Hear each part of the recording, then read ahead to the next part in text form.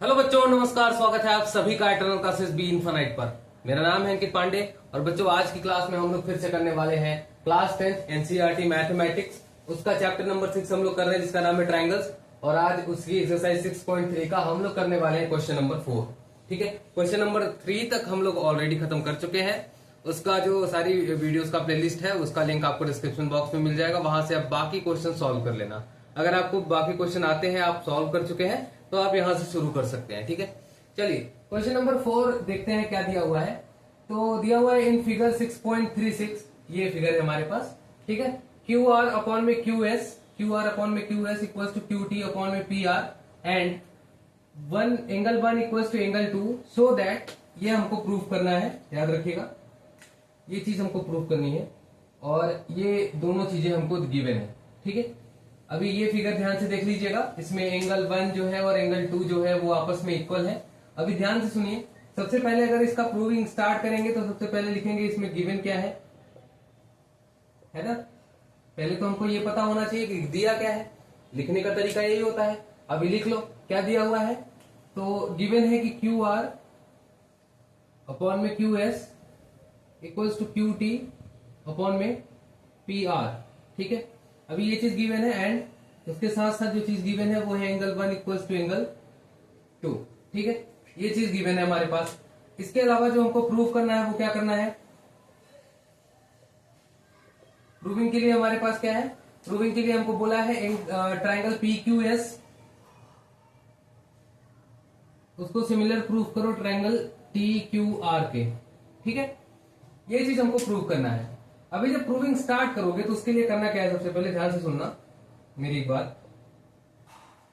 आपने isosceles triangle के बारे में पढ़ा है और ट्रायंगल में हमने ये पढ़ा है कि भाई अगर एक कोई ट्रायंगल है और उसमें अगर इस साइड के और इस साइड के, दो साइड के कोई एंगल इक्वल होते हैं तो उनके अपोजिट में आने वाली साइड्स भी इक्वल होती हैं। जरा ध्यान से देखो, अगर मैं बात करूं ट्रायंगल पी क्यू आर की, ट्रायंगल पी क्यू आर में ध्यान से सुनना यहाँ पे, अगर ट्रायंगल पी क्यू आर में देखोगे, ये अगर मैं बनाऊं पी क्यू आर को, ये पी है, ये क्यू है, ये आर है, तो ध्यान से देखो एंगल क्यू जो एंगल 1 है और एंगल आर जो एंगल 2 है वो आपस में इक्वल है।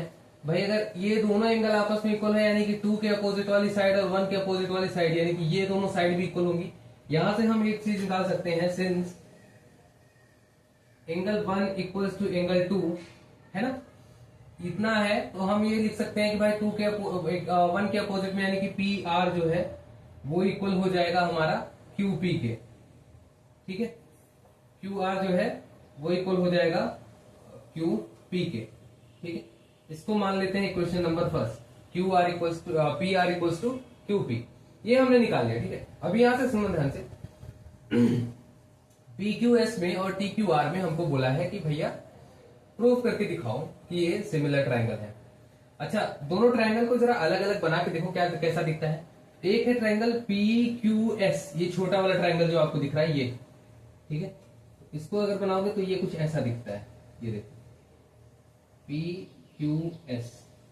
ठीक है, यहां एंगल 1 है और एक ट्रायंगल बोल रहा है टी क्यू आर, ये बड़ा वाला ट्रायंगल टी क्यू और ये कंप्लीट आर। तो ये टी, ये क्यू, ये आर। ठीक है, ये है एंगल 1। समझ गए।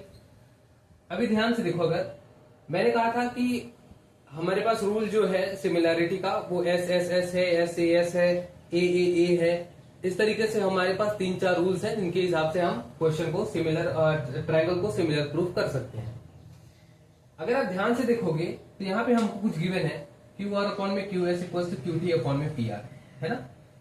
क्यू आर अपॉन में क्यू एस, जरा देखो कहां पे है, क्यू आर यहाँ पे है और क्यू एस अपॉन में यहाँ पे है, यानी कि एक साइड का रेशियो तो इक्वल है। अभी किसके साथ इक्वल है, क्यू टी अपॉन में पी आर, क्यू टी ये क्यू टी है अपॉन में पी आर नहीं है, इसके पी आर अगर हो जाता तो क्यू पी आर कैसे होगा, हमने पढ़ा है भाई क्यू पी और पी आर हमने अभी को निकाला, यानी कि यहाँ पे क्यू पी की जगह मैं पी आर भी लिख सकता हूं। ठीक है, यहाँ क्यू पी की जगह मैं पी आर भी लिख सकता हूं। ये दोनों आपस में इक्वल है, समझिए आप, ये दोनों आपस में इक्वल है। तो अगर मैं ध्यान से देखो अब क्या होगा, क्यू आर अपॉन में क्यू एस, ठीक है, एक बड़े ट्रायंगल की साइड एक छोटे ट्रायंगल की साइड, अपॉन में लिखो, रेशियो निकालो, और उसके साथ देखो क्यू टी अपॉन में पी क्यू की जगह में पी आर लिख देता, तो क्यू टी अपॉन में पी आर, देखो यही हो गया। तो अगर दो साइड्स इक्वल है, दो साइड्स का रेशियो इक्वल है, और उनके बीच में देखो एंगल, ये साइड इक्वल है रेशियो में, और इनके बीच का एंगल देखो, एंगल 1 यहां भी है, एंगल 1 यहां भी है, यानी कॉमन एंगल है ना। अब कुछ नहीं करना है, ध्यान से सुनो, हम बस इतना करेंगे कि यहां अगर एक चीज दिया हुआ है तो हम एक चीज निकाल सकते हैं कि देखो गिवन है, पहले ये लिखो, क्यू आर अपॉन में Q S equals to Q T upon में पी आर, ठीक है। ये तो हमारे पास गिवन था, है ना। अभी हमने इसमें क्या चेंज किया, हमने Q R upon Q S को वैसे ही रखा, हमने क्यू टी को वैसे ही रखा, हमने पी आर की जगह पी आर, ठीक है, पी आर की जगह हमने क्यू पी रख दिया, ठीक है, पी आर की जगह हमने क्यू पी रख दिया। समझ में आया आपको? क्यू आर की जगह हमने क्यू पी रख दिया। अभी ध्यान से सुनो, ये हमको गिवन था, इसकी जगह हमने ये रख दिया, देखो पी आर हमको गिवन था, पी आर की जगह हमने क्यू पी रख दिया, ठीक है, समझ आया।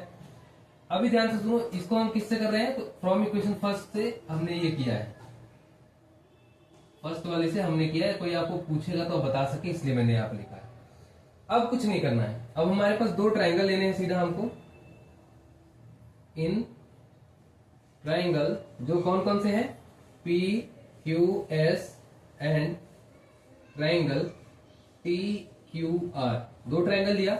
दो ट्राइंगल में हमारे पास देखो ये है क्यू आर बड़े ट्राइंगल की साइड अपॉन छोटे ट्राइंगल की साइड इक्वल्स टू बड़े ट्राइंगल की साइड अपॉन में छोटे ट्राइंगल की साइड, ठीक है, ये तो हमने कर दिया, समझ आया। ये आया हमारा एक चीज।